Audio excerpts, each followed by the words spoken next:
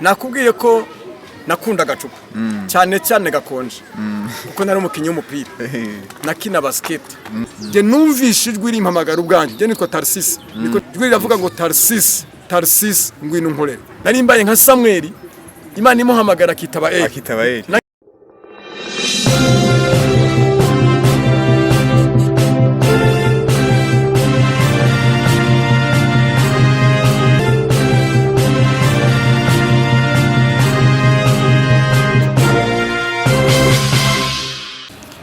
Yes, hello my people. Mwiriwe na mwarabutse bivanye naho muherereye.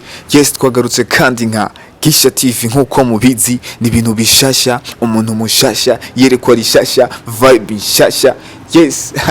Yes, hano nkuko mubona mbere yuko ngira icyo mvuga nuko no basaba kugira subscribe na share na comment mbere mugafyonda ngaho canke mugakanda kuri ako kantu kinzogera mukagira all notification canke all video kugira ngo mugumane natwe gatanu kuri gatanu.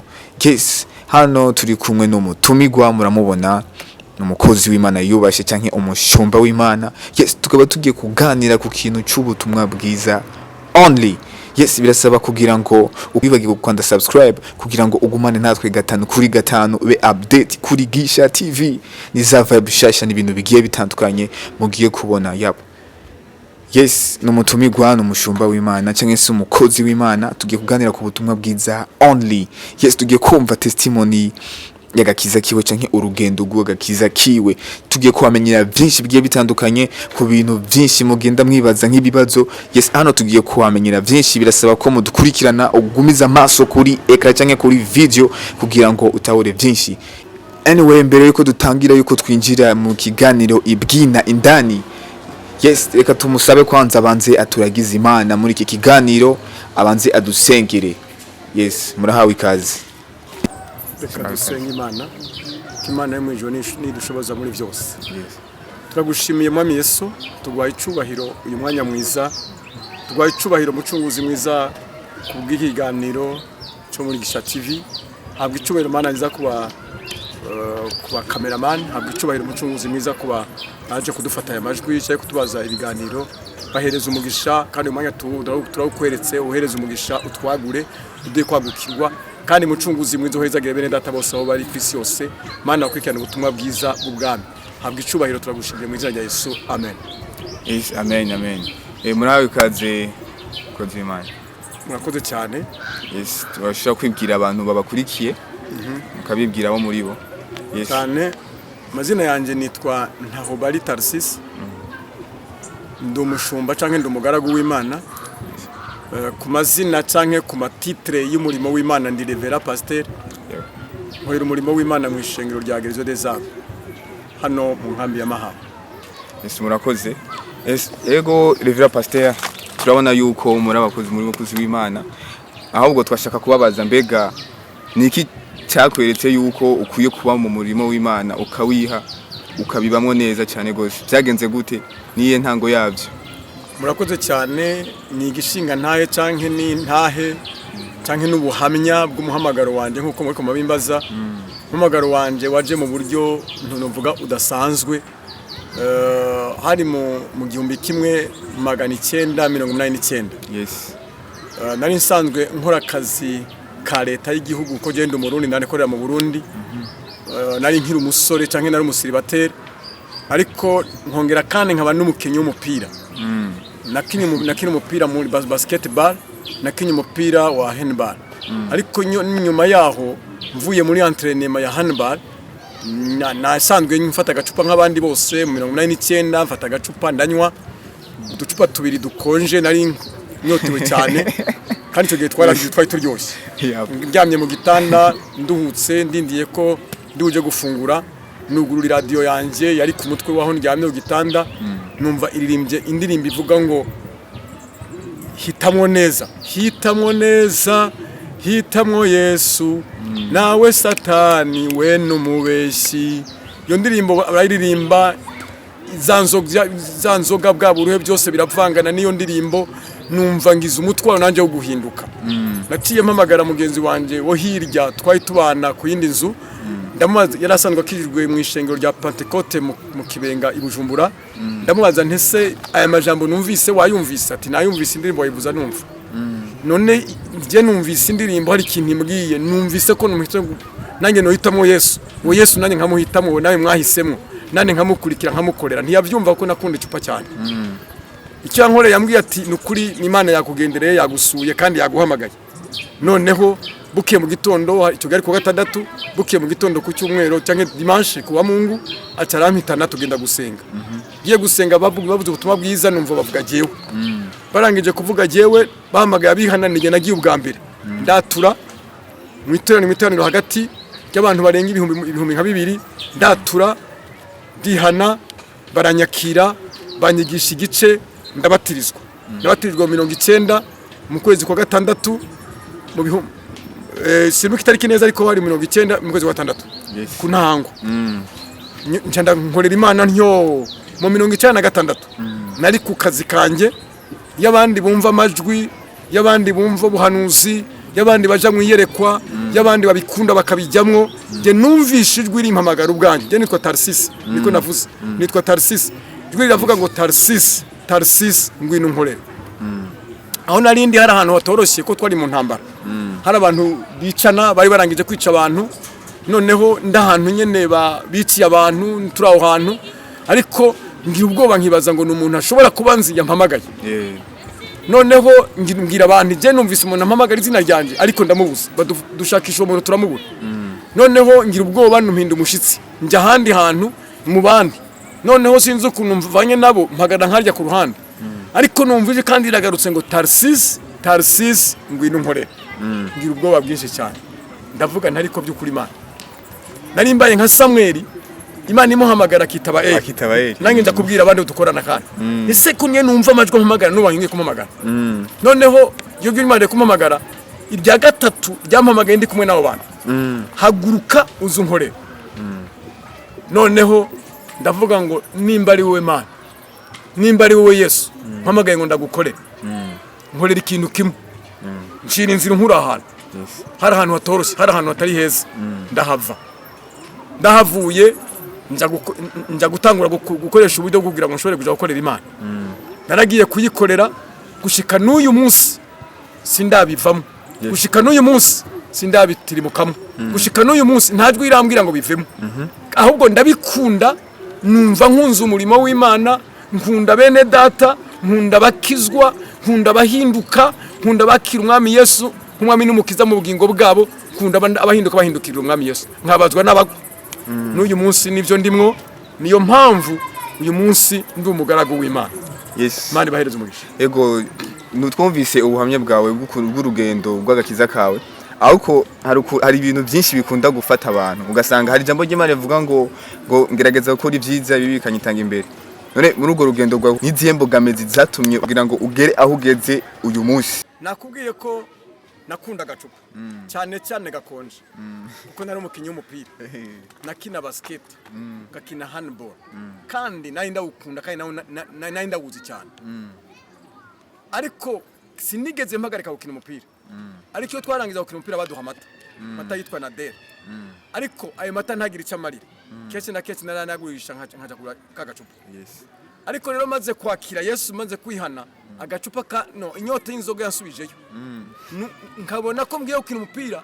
kaza ninyegeza gato ngakwepa ngafata gakonje kandi warakigije namaze gukizwa ariko igihe kimwe ijoro rimwe ntabikoze igihe kirekire cyane hamaze nk'ukwezi kumwe ndabikoramo ninyegeza igihe kimwe noneho narinyoye ko ari ku mugoroba bwije nagiye kunywa ari ku mugoroba saa 2 z'ijoro atamumbona nihishije iryo joro nari nanyoye amusteri 2 iryo joro nabonye itarasinziriye risumba projecteur kwaka rindasira numva muri iyo projecteur havuzemo ijambo rivuga ngo soma muri Yesaya igice cyambere umurongo wa 3 haravuga ngo reka tuwasome yego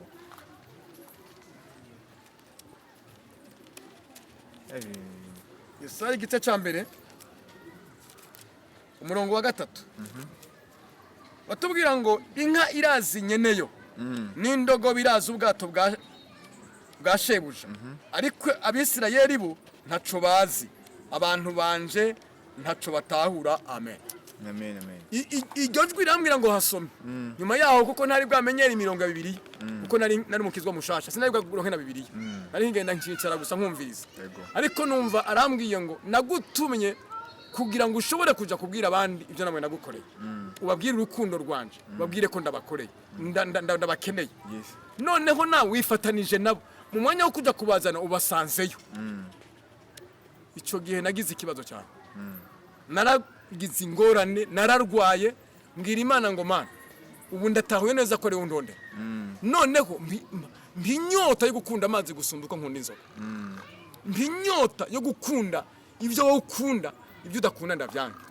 kuva uwo munsi nazinutse ikintu bita inzoga nasi ikintu bita inzoga yego kandi nakundaga n'itabi nasi ikintu bita itabi nanka ikintu cyose gishobora kuntandukanya na Yesu kugira ngo ntazosubira kubona ryata murakoze cyane hagati aho ahubwo unyibukije akantu ari umuntu umenga arakijije gusa yigeze kumbaza ati mbega kunywa inzoga ku mukristo ni icyaha si icyaha cyangwa ni umva kamaze ni icyaha cyangwa ni byemewe ariko si icyaha rero murashobora kutubwira hagati y'ivyo bintu ku difference yabyo kunywa inzoga ku mukristo ntabwo ari icyaha ariko nikosa ndakunyumva neza kunywa inzoga ku mukristo ntabwo ari icyaha nikosa kubera iki Bibiliya itubwira ngo ingingo zacu cyangwa imibiri yacu ni sengero zamwemuye ni sengero za mutima mwiranda muri katolika ni sengero z'umwuka wera mu kinyarwanda ni sengero zamwemuye rero kwa kundi twubaha insengero tubatse twebwe niko nabivuga twubahe n'umubiri wa Yesu twubahe n'urusengero rwa Kristo Yesu nimba dukoropesha amazi urusengero kubatswe n'amaboko y'abantu tujye dukoropesha n'umubiri wa Yesu ivyo yemera kuko Yesu ntiyemera inzoga kuko inzoga zihindura umuntu inzoga zigutuma uko yutokoza abantu benshi bakunda kwitwaza ariya mu bukwe bw'ikana ati none kuki Yesu yafashe amanzi yahindura vino yikana mu bugarire vino y'igihe ca Yesu vino Yesu yahinduye bitubwira ngo yarasenze gusa hamabwira ngo genda mudaha amazi genda mudahe mushyira umuteretse ariko twebwe mubwira ngo umuntu tukuduronka inzoga tubanza kwishyiramo ibintu kanaka tuzana amarticle avuye hanze twakoze by'imisemburo tugashyiramo iriya misemburo rero ntabwo bihuranye na ya vin yikana mu bugarire kana mu bugarire Yesu yakoze vin nkiyo mugami ngo mwisho ikana mu bugarire Yesu yakoze vin y'umwimerere wiwe nyene nk'umwami ariko twebwe dukora vin iryohera abantu iboreza abantu ituma abantu bakura impuzu ituma abantu bakora ibyo batokoza kandi yavuze ngo genda mudaha amazi yavuze ngo genda mudahe vino genda mudaha amazi yego umuzuzi hari imihange mucyo mushire muteretse cyabanje gusenga ni sengesho ryahinduye vin ntabwo ari umwambere wahinduye vin wahinduye amazi muravyumva cyane gose abantu mukunda kwiyenda kuri ico kintu cyuko ngo vino ngo ni icyaha cyangwa ngo si icyaha ngo ntabisanzwe ubwo mwumvise solution yacu ahubwo ikintu abantu bakunda kwibaza cyane nuko iyo umuntu abaye umukizwa yumva umenga ni ibintu atangwe kubaho ubuzima bubishe atangwa kubaho ubuzima umenga araboshwe umenga ntakisanzura kandi umenga abaye umuntu akiriritse cyane gose abantu baravyihendaho cyane je nakubwiye ko nakijwe 1989 niho naheba inzoga gushika uyu munsi yaruri imyaka mfite imyaka 59 tangwara nimwe mfite mu mubiri wanje nta diabete mfite mu mubiri wanje nta sukari mfite mu mubiri wanje nta mutima nta hypertension mfite mu mubiri wanje nta ngwara nimwe ibaho mfite mu mubiri wanje ngo nuko nahebye izo nzoga kandi kenshi nywa amazi yo munyoye mbonye amata nywa amata yo mbonye icyayi nywa icyayi yo mbonye ji nywa ji ariko ibyo ndabinywa gake cyane ko ngwanye isukari mu mubiri wanje kenshi nkoresha amazi ndi muzima ndakomeye kandi imyaka ndacyafite yo korera Kristo harabo tungana batungana bazinywa bafite ubuzima butoroshe mu mibiri yabo kubera za nzoga banyu ibyo bikururiye kubera za nzoga banyu ibyazanywe na za nzoga banyu ni benshi cyane sinda kubavuga n'uburwayi bwabo cyangwa ibibazo bafite ariko kutanywa inzoga bituma umuntu agira ubuzima bwiza kuko muri Afrika dufite ibintu turya cyangwa tunywa vya alcohol tutagiye kwirondera mu nzoga murakoze cyane murakoze cyane gose ahubwo nafise ikintu no kubaza kubijanye n'agakize yego nka wewe nk'umukozi w'Imana urashobora kutubwira mbega agakiza niki? Definition agakiza bivuze iki? Yes, come on. Okay. Definition y'agakiza cyangwa agakiza niki? Agakiza no kwakira nyene agakiza. Nyene agakiza ni Kristo Yesu. Yes. Nyene agakiza ni watanga ubuzima mu muntu. Nyene agakiza ni wahagakiza umuntu. Sagakiza uhabwa na pastor. Pastor gusa kwereka ukuntu wakira agakiza. Ariko kwakira agakiza no kwakira umukiza muri wewe. Umukiza ni Yesu. Wenyene. Niwe mukiza w'isi yose. Kuko yavuze ngo abamwakiriye bose yabahaye ubasha bwo gucika abana b'Imana. Rero umwana w'Imana n'umufite mu mutima we, n'umugendana, n'uwo baryamana, n'uwo birigwana, n'uwo muyobora mu byo akora byose. Kandi uwamaze kuba muri wewe akwankisha ikintu cyose nawe yanka. Akagukundisha ikintu cyose nabakunda. Yego. Yes, tutagiye kure mwatubwiye yuko ngo mwahamagawe. Wumvise ijwi riguhamagara. Yes, ahubwo nashaka ntandukanyirize se umuhamagaro ni impano y'umuntu. Bitandukaniye hehe mu gikorwa cy'Imana? Umuhamagaro ni ijwi. Biva mu ijwi. Yes. Ariko impano itangwa n'umwuka wera. Umwuka wera araza akagushyira mu impano kanaka nguzokorera Imana. Ariko umuhamagaro ni ijwi. Wumva. Wa mbere yahamagawe ni Mose. Yes. Mose yaragiye intama za Sebuko Yetiro. Ari mu bugaragwa cyangwa mu butayu yaragiye intama abona ngo igisaka kiriko kiraka kidatemutse kidacika ngo aregera yumva ijwi imubwira ngo Mose ntiwegera ahantu ahubwo kuri inkweto zawe kuko ahantu hagaze arahera. Uwo ni wa muntu wa mbere yahamagawe yumva ijwi. Undi yahamagawe ni Aburahamu. Aburahamu Imana yaramuhamagaye iramubwira ngo va mu nzu kwa so mu muryango wanyu no mu gihugu cyangwa uze kubonza kwereka. Uwo ni wa kabiri yahamagawe. Undi yahamagawe ni Nowa. Igihe Imana yamubwira ngo baza ubwato uko ngiye kurimbura ahantu kandi nkarimbuza amazi. Bivuga ngo umuhamagaro ni ijwi. Abandi bahamagawe tubona niba Samuel ahamagagwa yitaba Eli, arasora ahamagagwa yitaba Eli nabamubuze mu muhamagaro wanje nanje. Uwo nawe yarahamagawe. Abandi bahamagawe ni ntumwa za Kristo Yesu. Ba Petro n'abandi. Ba Paulo aribo ba Sauli. Abo barahamagawe. Ariko ingabire cyangwa impano bitandukanye n'umuhamagaro. Impano n'umuntu ahabwa n'umwuka wera kugira ngo ushobore kumukorera. Ugasanga agwa impano yo kuririmba, impano yo gusenga, impano y'ubuhanuzi, impano yo kwerekwa, impano yo kurota, impano yo kugemurira abagwaye, abapfunzwe nuko mbega impano niyo gukora umurimo w'Imana. Ariko umuhamagaro ni ijwi rigubwira igikorwa. Yes, murakoze cyane gose. Uyu ni Pastor Revera. Yes, numukozi w'Imana cyane gose ari mu mwuka ngira muravyumva canke murabibona mwumvise ubuhamya bwiwe bw'urugendo bw'agakiza. Yes, ndabizi neza yuko nubu aracafise aho aharanira kugira ngo ashike. Yes, urashobora kutubwira basi mbega nihe vision kuri wewe muri iki gikorwa cy'Imana urimo wumva wokora canke aho cogera bivanye na vision mufise mwebwe? Vision mfite n'iki Imana yampaye. Nakuvuze yuko inyota mfite nuko nogeza ubutumwa bwiza ku bantu bose. Yes, kuko nizo nshingano Imana yaduhaye muri Mateyo 28:18. Haravuga ngo mugende mu kwiza ubutumwa bwiza baremwe bose canke kwisi yose. Mubigishe kwitonda ivyo nabageze byose. Kandi abizera mubatize mu izina rya Data wa twese n'Imana ry'Umwuka wera. Umve ndi kumwe namwe ugera ku muhero w'isi. Rero mission yande canke inyota mfite no kugeza ubutumwa bwiza butaragera. Naho bikimeje bitangiri muri Afrika. Ariko ndagomba ko izi mbonesha kure ibiganiro YouTube dukoresha, Facebook dukoresha bugeraho je ntaragera n'amaguru yanjye. Naho ntaragera mu mwuka mamaguru mu buryo bwo kugenda physiquement ndagerayo mu buryo bw'umwuka. Kuko maze kunuka ubutumwa bwiza kenshi kuri YouTube na Facebook. Nahanyene muje kumfata mwebwe. Imana ibagire neza kandi Imana ibahumugisha. Ibinyeretse yuko bugiye gushikaho ntarashika. Unyitangira imbere kugenzoshikayo. Hanyuma ikindi yindi nyota mfite nukuzotauka nkuko abera batahutse bagatwara umunyago imbere ya Kristo Yesu ati byo nashoboye gukora nkiri mwisi mu nkomezi wamaye mu mpano wamaye no mu minsi wamaye kubaho ngiyi ndayikuzaniye kandi ndamaze kubona ingora kubona iminyago itari mikeya iyo ntarahunga nari mfite itorero nabwiye ubutumwa bwiza abantu benshi na hano maze kugera mu Rwanda maze kubwira ubutumwa bwiza abantu benshi mu myaka 8 maze hano kandi nizeye ko nahandi maze kugerayo maze nkunda kubona abantu banyandikira bakambwira ko babwakiriye bihannye kandi byagenze neza Imana ibagirire neza. Tugira ko tubabwira ahantu akorera ni pasteur yamavuga ubutumwa bwiza buri munsi ku masocial media agiye atandukanye, ahubwo murashobora kutubwira YouTube channel yawe mukorera kugira ngo abagukurikirana hano kuri Gisha TV bakeneye kuzoguma gukurikirana kugira ngo biborohere aho bashobora kugukura. Wandika Rev.Pastor Tharciss. Yes. Aho ucubona channel yanje yose. Rev.Pastor Tharciss.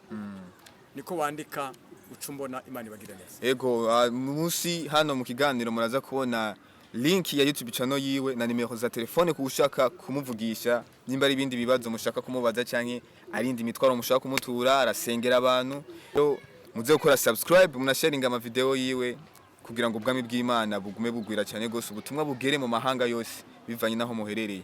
Ego hama mu majambo make yidusoza urashobora kugira abantu bagukurikiye akantu gatoyi nka message yobaha turangiza murakoze. Imbere yuko ngira message ntanga reka nange nimero ndayitangire ni 078 648 982 mu Gifaransa ni 078 648 98 72 EO 78 648 9872. Murakoze cyane. Rero icyo ngomba gusangiza bene data mu kubasezera ndabakangurira gukizwa, ndabakangurira kwakira umwami Yesu, ndabakangurira kwakira umukiza, ndabakangurira guhinduka, ndabakangurira guhindurira abandi kuri Yesu.